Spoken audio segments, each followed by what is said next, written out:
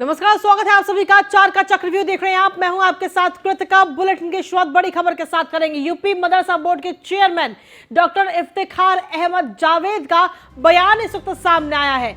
बाल संरक्षण आयोग का पत्र संज्ञान में आया है, ऐसा कहना है चेयरमैन का। उन्होंने कहा कि एनसीईआरटी सिलेबस के तहत हम बच्चों को शिक्षा दे रहे हैं। मदरसों में केवल धार्मिक शिक्षा नहीं दी जा रही, मदरसों के बच्चों को मॉडर्न शिक्षा भी दी जा रही है। मदरसों में गैर मुस्लिम तो संस्कृत स्कूलों में गैर हिंदू बच्चे पढ़ रहे हैं। मिशनरी स्कूलों में भी हर धर्म के बच्चे पढ़ रहे हैं। मैं खुद काशी हिंदू विश्वविद्यालय में पढ़ा हुआ हूं। बाल संरक्षण आयोग अपने पत्र पर पुनः विचार करे। तो चेयरमैन की तरफ से यह बयान इस वक्त दिया गया है। चेयरमैन डॉक्टर इफ्तिखार अहमद जावेद, जिनकी तरफ से ये बयान दिया गया। आपको बता दें कि यूपी मदरसा बोर्ड के चेयरमैन है इफ्तिखार अहमद जावेद, जिन्होंने कहा कि बाल संरक्षण जो है वो अपने पत्र पर पुनः विचार करे। मंत्री जी के नेतृत्व में हम सब मदरसों के अंदर एनसीईआरटी सिलेबस के तहत बच्चों को 1 से 8 तक शिक्षा दे रहे हैं।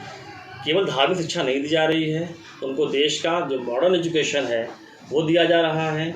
दूसरी बात मैं कहना चाहूँगा कि मदरसे में गैर मुस्लिम बच्चे पढ़ रहे हैं, संस्कृत स्कूलों में गैर हिंदू बच्चे पढ़ रहे हैं। बहुत सारे बच्चे ईसाई मिशनरी स्कूलों में पढ़ रहे हैं जो हर धर्म के होते हैं। मैं खुद काशी हिंदू विश्वविद्यालय से पढ़ा हूँ। तो राष्ट्रीय बाल संरक्षण आयोग की अध्यक्षा से मैं निवेदन करूँगा कि वो एक बार पुनः विचार करें और इस तरह के पत्र से एक समाज में अजीब सी सोच पैदा होगी और माननीय प्रधानमंत्री जी का मार्गदर्शन, माननीय मुख्यमंत्री जी के नेतृत्व में जो हम सब सबका साथ, सबका विकास, सबका विश्वास की भावना से काम कर रहे हैं। माननीय मुख्यमंत्री। अधिक जानकारी के साथ संवाददाता नीलेश चौहान जुड़ गए। नीलेश, क्या कुछ ताजा अपडेट है आपके पास में? देखिए, मदरसों को ये लेटर दिया गया जिसके बाद में चेयरमैन की तरफ से बयान सामने है। उन्होंने कहा कि मदरसों के बच्चों को मॉडर्न शिक्षा भी दी जा रही है। देखिए, बिल्कुल आपको बता दूं कि यूपी मदरसा बोर्ड के चेयरमैन का बयान सामने आया, जिसमें उन्होंने कहा है कि बाल संरक्षण आयोग का एक पत्र संज्ञान में है। उस पत्र के जवाब में उन्होंने कहा कि एनसीईआरटी सिलेबस के तहत हम बच्चों को शिक्षा दे रहे हैं। मदरसों में केवल धार्मिक शिक्षा नहीं दी जाती है, साथ ही साथ मदरसों में एनसीईआरटी और आधुनिक शिक्षा प्रणाली भी लागू की जा चुकी है, जिसके तहत बच्चों को पढ़ाई कराई जा रही है। मदरसों के जो बच्चों को मॉडर्न शिक्षा देने के साथ साथ उन्होंने एक और सवाल किया है कि मदरसों में गैर मुस्लिम तो संस्कृत स्कूलों में गैर हिंदू बच्चे भी पढ़ रहे हैं। मैं खुद जो है काशी विश्वविद्यालय का पढ़ा हुआ हूँ। बाल संरक्षण आयोग ने जो पत्र लिखा उस पर उसको पुनः विचार करना चाहिए। कहीं ना कहीं उत्तर प्रदेश सरकार जिस तरीके से मदरसों में पढ़ने वाले छात्र छात्राओं को बेहतर तालीम के साथ साथ जो अत्याधुनिक शिक्षा प्रणाली है उसको जोड़ने का जो काम किया है, कहीं ना कहीं उसके बाद जो ये बयान आया है चेयरमैन का, वो कहीं ना कहीं योगी सरकार की नीतियों को उजागर करता हुआ नजर आ रहा है। जिसके साफ तौर पर कहा गया है कि मदरसों के जो छात्र हैं उनको दीनी तालीम के साथ साथ उनके हाथ में एक कुरान, दूसरे हाथ में जो है लैपटॉप देने का काम किया जाएगा। इसके बाद से जब ये बाल संरक्षण आयोग का जो लेटर है उसके बाद ये बयान जब सामने आया तो कहीं ना कहीं तमाम इन बातों को भी पुख्ता कर रहा है जो उत्तर प्रदेश सरकार ने मदरसों में लागू की है। इनका कहना है कि सभी मदरसों में एनसीईआरटी सिलेबस के तहत ही बच्चों को शिक्षा दी जा रही है और एनसीईआरटी सिलेबस के साथ साथ जो धार्मिक शिक्षाएं होती है वो भी दी जाती है। कहीं पर कोई ऐसा मदरसा नहीं जहाँ पर खाली धार्मिक शिक्षा दी जाती है, एनसीईआरटी का सिलेबस पर लागू होता हो। सभी मदरसों का सर्वे कराया जा चुका है, उस सर्वे में तमाम चीजें सामने भी आती हैं। ठीक है, शुक्रिया तमाम जानकारी देने के लिए नीलेश। और चलिए बुलेटिन में आगे बढ़ेंगे। उत्तर प्रदेश के कृषि मंत्री सूर्य प्रताप शाही का वाराणसी दौरा है, जहां मंत्री सूर्य प्रताप शाही ने सर्किट हाउस में प्रेस कॉन्फ्रेंस की है। इस दौरान उन्होंने कहा कि 94,90,154 हेक्टेयर में गेहूं की खेती की गई। राज्य सरकार ने किसानों को प्रोत्साहित किया। दलहन और तिलहन की खेती किसानों को प्रोत्साहित किया गया। दलहन के लिए मिनी किट उपलब्ध कराई गई है और प्रदेश में 4.5 लाख किसानों को मिनी किट दी गई है। प्रदेश में 46,44,644 मीट्रिक टन धान की खरीदी हुई है। वहीं साथ ही उन्होंने कहा कि वाराणसी में 38,136 मीट्रिक टन धान की खरीदी हुई। प्राकृतिक खेती के लिए विशेष अभियान चलाया जा रहा है। 49 जनपदों में प्राकृतिक खेती शुरू कर दी गई है। तमाम बातें कृषि मंत्री सूर्य प्रताप शाही की तरफ से कही गई हैं। आपको बता दें कि इस वक्त सूर्य प्रताप शाही वाराणसी दौरे पर है और इस दौरान उन्होंने प्रेस कॉन्फ्रेंस करते हुए ये तमाम बातें कही।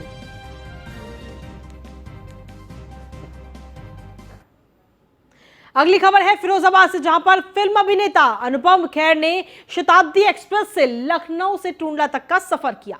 हिंदी फिल्म कुछ खट्टा हो जाए की शूटिंग के सिलसिले में वो लखनऊ आए हुए थे। अभिनेता अनुपम खेर ने यूट्यूब पर अपना पूरे सफर का एक वीडियो भी अपलोड किया है। अनुपम खेर ने रेलवे की व्यवस्थाओं की जमकर सराहना की। टूंडला रेलवे स्टेशन से कार द्वारा गंतव्य स्थान के लिए अपने रवाना हुए। तो लखनऊ से टूंडला तक उन्होंने रेलवे का यह सफर किया है शताब्दी के द्वारा, और अपने सफर का उन्होंने पूरा एक वीडियो यूट्यूब पर भी जारी किया, जिसमें वो रेलवे की काफी सराहना करते हुए नजर आए। दरअसल एक फिल्म की शूटिंग के लिए वो वहां पर पहुंचे थे और इस दौरान उन्होंने शताब्दी का सफर किया। अनुपम खेर ने यूट्यूब पर अपने पूरे सफर का ये वीडियो अपलोड किया है।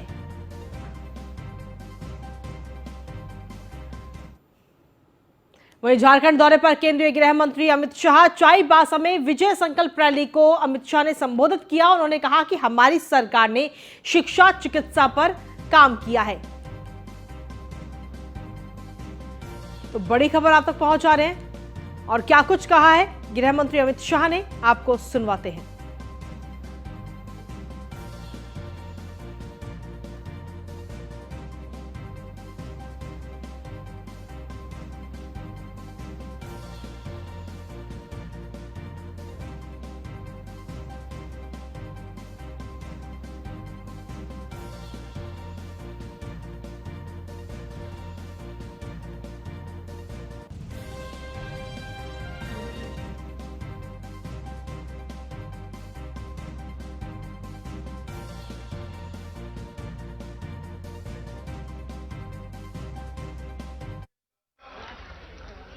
अनेक आंदोलनों का क्षेत्र रहा है।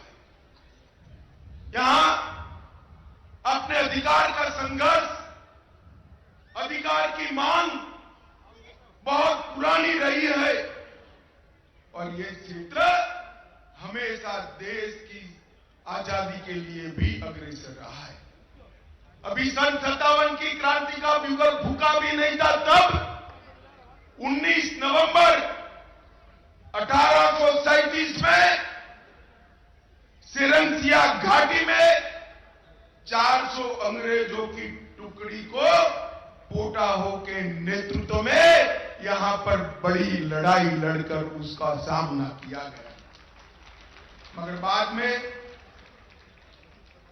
जनवरी 38 में धोखे से अंग्रेजों ने पोटाहो, नारा हो, बुढ़ाई हो, उनको पकड़ा और फिर फांसी पे चढ़ाया।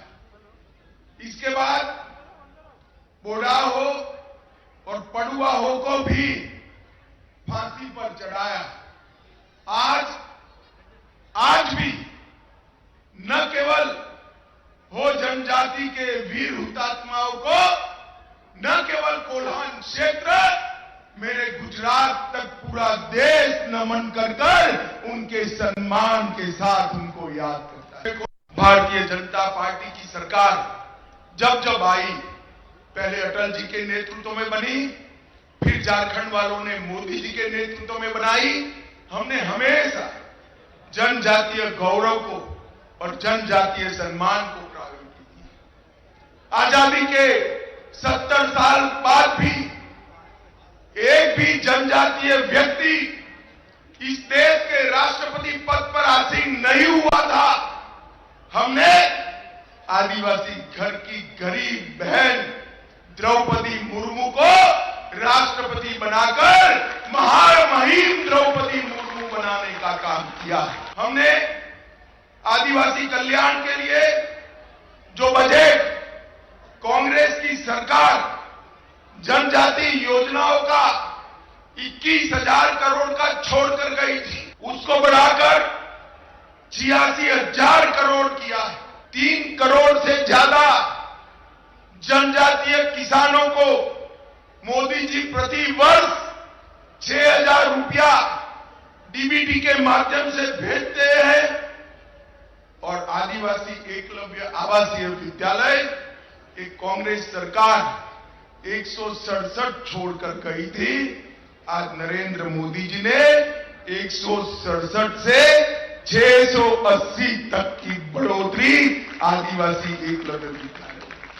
पतरातू में पावर प्लांट का निर्माण किया, रांची में कैंसर अस्पताल का निर्माण किया, हजारीबाग, पलामू और दुमका में मेडिकल कॉलेज बनाए, चाईबासा और कोडरमा में बन रहे हैं।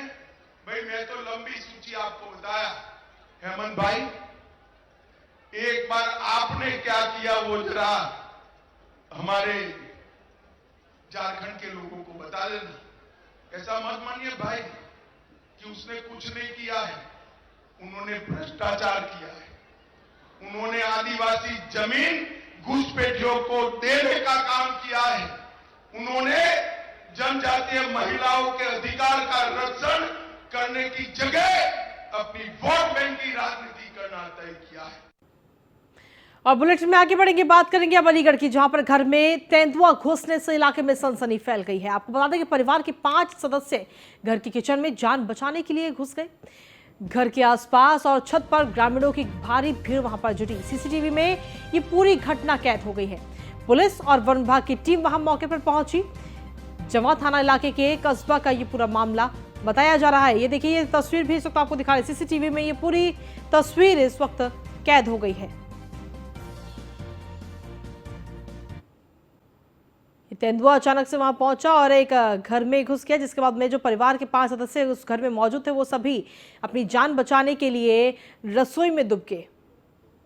सीसीटीवी में पूरी घटना कैद हो गई है। पुलिस और वन विभाग की टीम वहां मौके पर पहुंची इस तेंदुए को गिरफ्त में लेने के लिए।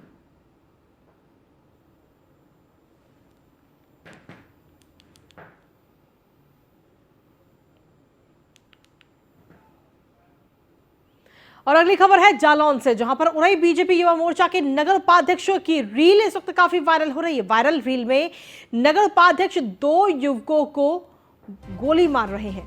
गोली मारने के बाद गैंग बनाकर दहशत फैला रहे हैं।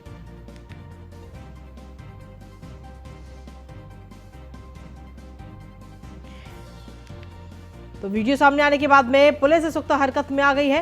ये तस्वीर भी आपको दिखा रहे हैं। जालौन का विकास दुबे बनने का प्रयास इस वक्त सागर ठाकुर कहीं ना कहीं करते हुए नजर आ रहे हैं। फिलहाल वीडियो सामने आने के बाद में अब पुलिस हरकत में आ गई है। जालौन का ये पूरा मामला इस वक्त सामने आया है। देखिए किस तरीके से दहशत फैलाने की कोशिश कहीं ना कहीं ये करते हुए नजर आ रहे हैं।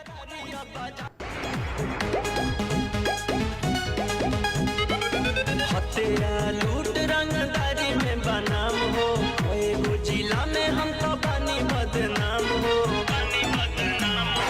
हत्या लूट रंगदारी में बनाम हो, एगो जिला में हम तो बनी बदनाम। हमरा काटे में फरारी। और अगली खबर है ग्रेटर नोएडा से, जहां पर स्टंटबाजी करते हुए युवकों का एक वीडियो काफी जमकर वायरल हो रहा है। खुलेआम ट्रैफिक नियमों की युवकों ने धज्जियां उड़ाई हैं। युवकों ने चलती कार में दोनों तरफ का दरवाजा खोला। दरवाजे पर खड़े होकर दोनों ने हाथ मिलाया। कार पर स्टंट करते हुए युवकों का ये वीडियो इस वक्त जमकर वायरल हो रहा है। ये देखिए, ये वीडियो भी आपको दिखा रहे हैं। दादरी कोतवाली इलाके का ये वीडियो बताया जा रहा है। वायरल वीडियो की जांच में फिलहाल पुलिस जुटी हुई है। ये देखिए किस तरीके से दरवाजे, चलती हुई गाड़ी पे दरवाजे खोलकर हाथ मिलाने का ये वीडियो इस वक्त सामने आया है। और खास बात यह है कि इस जो गाड़ी है उसमें नंबर प्लेट भी नहीं है। नंबर प्लेट तक इस गाड़ी पर उपलब्ध नहीं है, जिसकी वजह से कहीं ना कहीं पुलिस को इन लोगों को गिरफ्त में लेने में थोड़ी मशक्कत जरूर करनी पड़ेगी। लेकिन फिलहाल पुलिस वीडियो सामने आने के बाद में जांच में जुट चुकी है। तेरा मेहंदी लगेगी मेरा धारा, मेहंदी लागनी है मरा लागनी है। कैसे बताऊं डार्लिंग, कुछ नहीं हो सकता मारा। तेरा मेहंदी लगेगी मेरा धारा, मेहंदी लागनी है मरा लागनी है।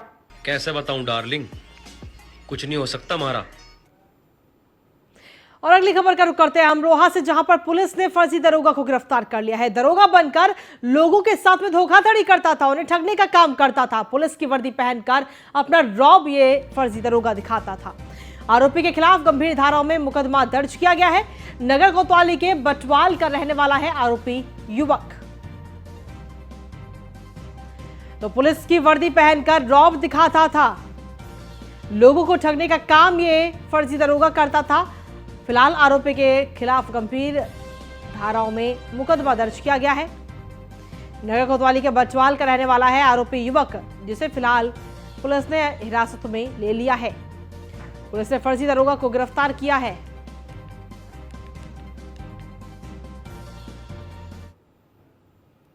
और 4 के चक्रव्यूह में अब अगली महत्वपूर्ण खबर है बुलंदशहर से, जहां पर अंग्रेजी हुकूमत के दौर का 100 साल पुराना पुल गिराया गया है। पुल गिराए जाने से इलाके के 20,000 लोगों का आवागमन इस वक्त प्रभावित हुआ है। पीडब्ल्यूडी अफसरों की निगरानी में अंग्रेजी हुकूमत का यह पुल गिराया गया है। पुल गिराने के बाद नए सिरे से पुल का निर्माण किया जाएगा। ऊपरकोट स्थित मामन पुलिस चौकी के पास यह पुल गिराया गया है। तो अंग्रेजी हुकूमत का यह पुल था, काफी कमजोर हो चुका था, जिसके बाद में अब इस पर बड़ी कार्रवाई करते हुए इस पुल को गिराया गया और अब इसकी जगह पर दूसरा अन्य नया पुल तैयार किया जाएगा, बनाया जाएगा। बताया जा रहा है कि यह पुल करीब 100 साल पुराना था। एक्चुअली ये पुराना पुल है और ये जर्जर अवस्था में है, तो इसको तोड़ा गया है और इसे बनाया जाएगा। तो उसकी टेंडरिंग प्रक्रिया चल रही है और क्योंकि ये लगातार टूट के गिर रहा है, इसलिए इसे विभाग ने पहले गिरवा दिया है। कितना समय लग जाएगा इसको बनाने में? क्योंकि ये तकरीबन 3 महीने। और अगली खबर है लखनऊ से, जहां पर कांग्रेस के प्रांतीय अध्यक्ष नकुल दुबे का बयान सामने आया। उन्होंने कहा कि राहुल गांधी की भारत जोड़ो यात्रा में यूपी आशीर्वाद देने के लिए सड़कों पर उतरा। महंगाई, बेरोजगारी से परेशान लोगों का समर्थन मिला। देश के अमीरों को अमीर बनाने में बीजेपी सरकार लगी हुई है। बीजेपी के लोग कांग्रेस को नीचा दिखाने का काम कर रहे हैं। समिट के नाम पर सरकारी धनों का दुरुपयोग हो रहा है। ये तमाम बातें नकुल दुबे की तरफ से कही गई हैं। आपको बता दें कि कांग्रेस के प्रांतीय अध्यक्ष हैं नकुल दुबे, और नकुल दुबे ने इस दौरान तमाम बातें कहते हुए नजर आए। राहुल गांधी की भारत जोड़ो यात्रा में यूपी आशीर्वाद देने के लिए सड़कों पर उतरा, ऐसा उनका कहना है। साथ ही उन्होंने कहा कि महंगाई, बेरोजगारी से परेशान लोगों का समर्थन मिला है।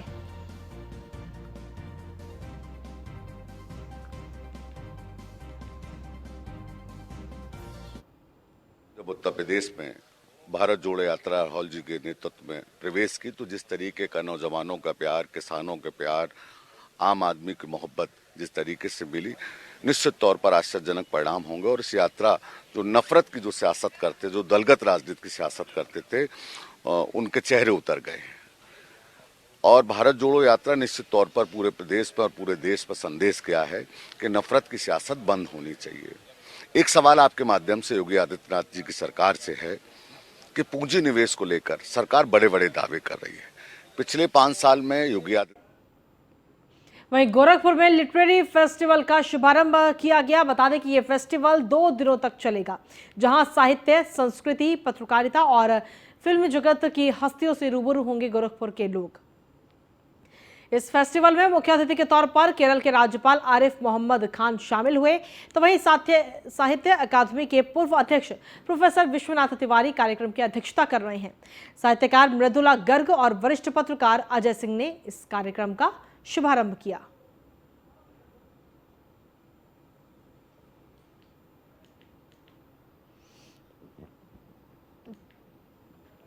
तो गोरखपुर लिटरेरी फेस्टिवल का शुभारंभ गोरखपुर के अंदर हुआ है। आपको बता दें कि ये फेस्टिवल 2 दिनों तक चलेगा और इस दौरान इस फेस्टिवल में केरल के राज्यपाल आरिफ मोहम्मद मुख्य अतिथि के तौर पर शामिल हुए।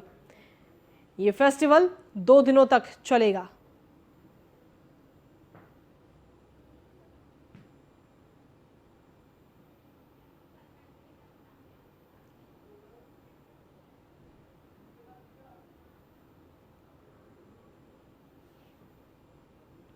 तो गोरखपुर की तस्वीर आपको दिखा रहे हैं इस वक्त।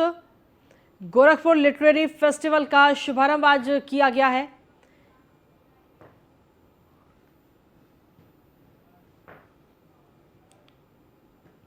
और अगली खबर है लखनऊ से, जहां पर जिम में वर्कआउट के दौरान डॉक्टर की मौत हो गई। 41 साल के डॉक्टर संजीव पाल की वर्कआउट के दौरान मौत हुई है। ये बड़ी खबर इस वक्त मिल रही है। विकासनगर के जिम में यह हादसा हुआ है। बाराबंकी में तैनात थे डॉक्टर संजीव पाल। पोस्टमार्टम से फिलहाल मौत की वजह अभी तक साफ नहीं हो पाई है। विकासनगर थाना क्षेत्र की पूरी घटना आप तक पहुंचा रहे हैं।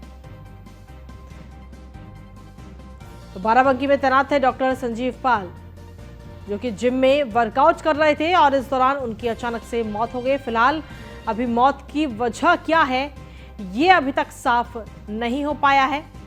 हालांकि कुछ लोगों का यह भी कहना है कि हार्ट अटैक की वजह से उनकी मौत हुई है। तो जिम में वर्कआउट के दौरान डॉक्टर की मौत हुई है।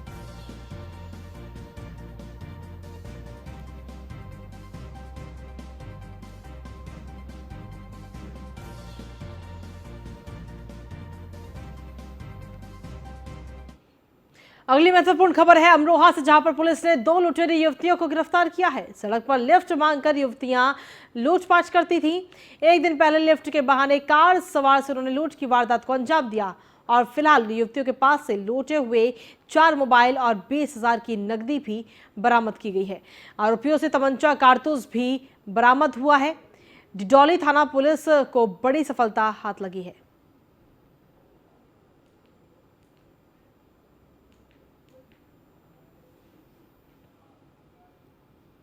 वहीं बिजनौर के अफजलगढ़ थाना क्षेत्र के आलमपुर गांवड़ी में अज्ञात कारणों के चलते पशुशाला में भयंकर आग लग गई, जिसके चलते पशुशाला में 5 पशुओं की मौत हो गई। तो वहीं हादसे में आग लगने से पशु स्वामी भी घायल हो गए हैं।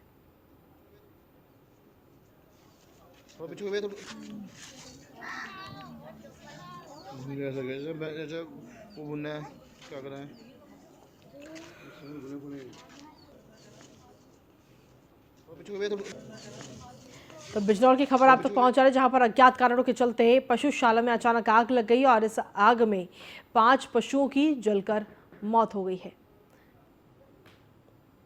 साथ ही जो पूरा मालिक था यहां का इन पशुओं का, उसकी भी आग में झुलसने से वो घायल हो गया है, जिसका इलाज इस वक्त अस्पताल में चल रहा है। फिलहाल आग क्यों लगी है इसका खुलासा अभी नहीं हो पाया है।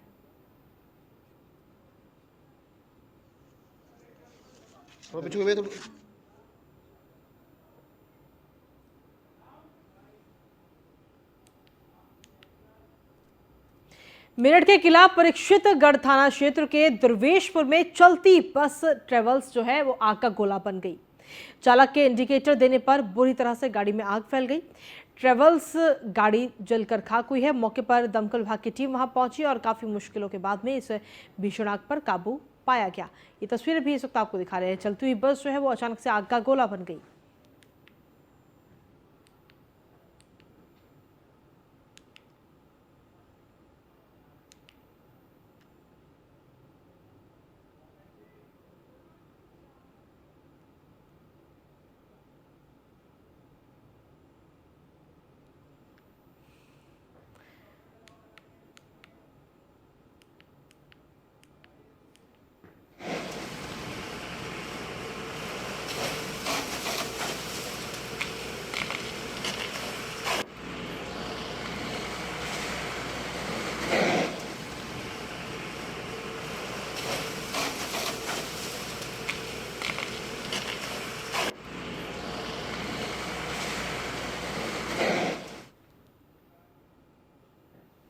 और अगली खबर है कानपुर से, जहां पर बिकरू कांड की आरोपी खुशी दुबे की रिहाई आज भी मुश्किल नजर आ रही है।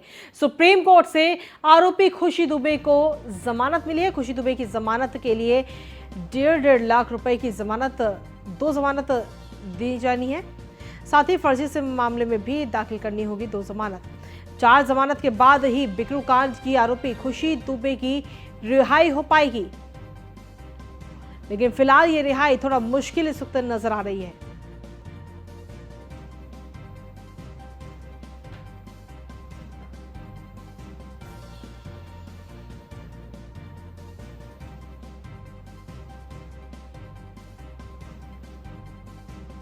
वहीं महोबा में प्रशासन की बड़ी लापरवाही सामने आई, जहां पर डाक बंगले के सामने ठिठुरन और गलन भरी सर्दी में करीब 1 दर्जन परिवार खुले आसमान के नीचे भूखे दिन रात गुजारने को मजबूर हैं, जिसमें मासूम नवजात बच्चों समेत बुजुर्ग महिलाएं भी शामिल हैं।